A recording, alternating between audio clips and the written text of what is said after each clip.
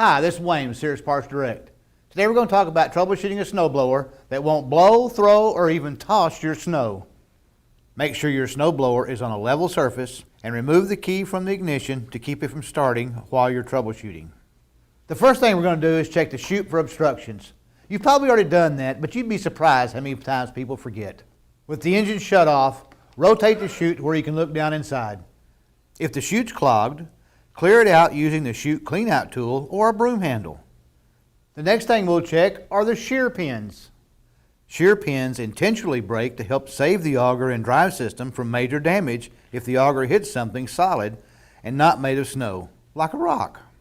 You can usually find a spare right here near the handle. Be sure to order some more so you'll be ready next time you need one. Remember, always use a manufacturer-approved shear pin or you could damage your snowblower. These are easy to replace. Just locate the hole on the auger, line up the holes of the auger and the auger drive shaft. Insert the shear pin, then install the cotter pin, and that's it. The next thing we'll look at is the auger belt. Use a socket wrench to remove these bolts and take a look under this cover. A worn or loose belt can slip and keep the auger from turning when you're in snow. But it'll turn just fine when you're in the garage and there's no snow weighing it down.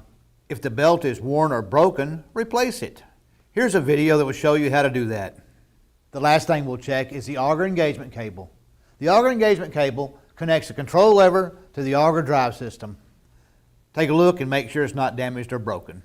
If it is, it won't engage the pulley into the auger belt to turn the auger blades.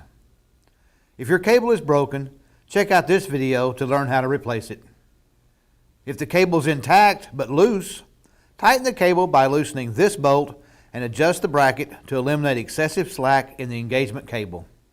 With the auger control lever disengaged, the cable should have very little slack.